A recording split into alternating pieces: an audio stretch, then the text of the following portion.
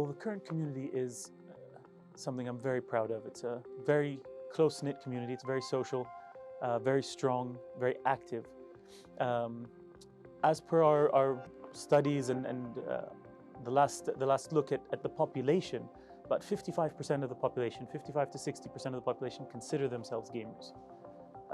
And of the gaming population, 48% are female, 52% are male. And they're interactive, they're social, they're strong.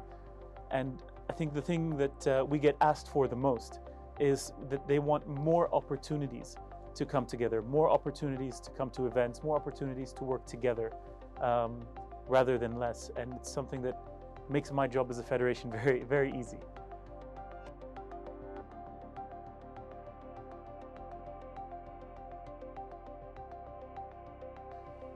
Well, everything we do is with an outlook towards the global community. The global community of esports is so close, the community is so borderless that if you do anything without looking at the global aspect, then you are really doing a disservice to your local community or to gaming in general. So we do a number of events, whether it's local events that are open to international competitors, international events that we're hosting, but again, being additive, trying to bring something to the industry that is adding to the not just tournaments, not just events, but also adding to the feeling that's there around it. People sometimes forget that that gaming is quite emotional. It does have a social aspect to it. So the opportunity to bring people together and showcase that esports events aren't only, showing up, seeing a game and going home. There's more to it than that. There is a community behind it. There is a social aspect. And that opportunity to do that on a global stage, where we can bring the communities from all over the world together and really showcase who we are as a global gaming community and not just as a Saudi community, is something that I think is very important.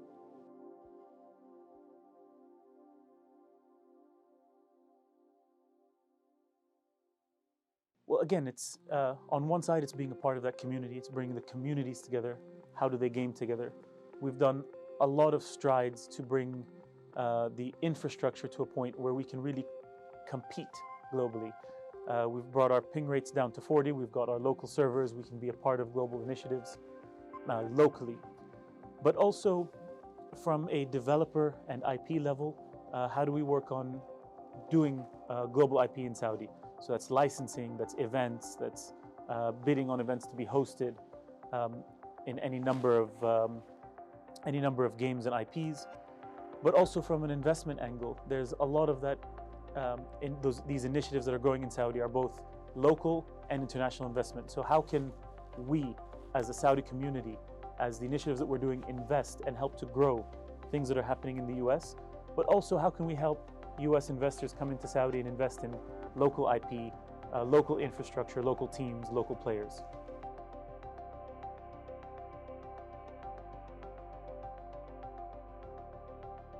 I mean, one of the things that's great about gaming and esports is, they say in the tech industry that when a computer comes out, that technology is already obsolete.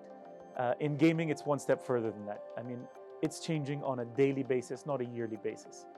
And one of the things that I think is starting to come through now, that I think is so much a part of the ethos of who we are as gamers, because that's how I see myself, as a gamer, not necessarily as a federation.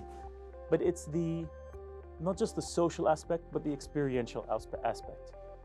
So many events, as gaming first started picking up, as esports first started gaining global traction, was you show up, you go to the event, you go home. And the experience was being in the arena, and that's it.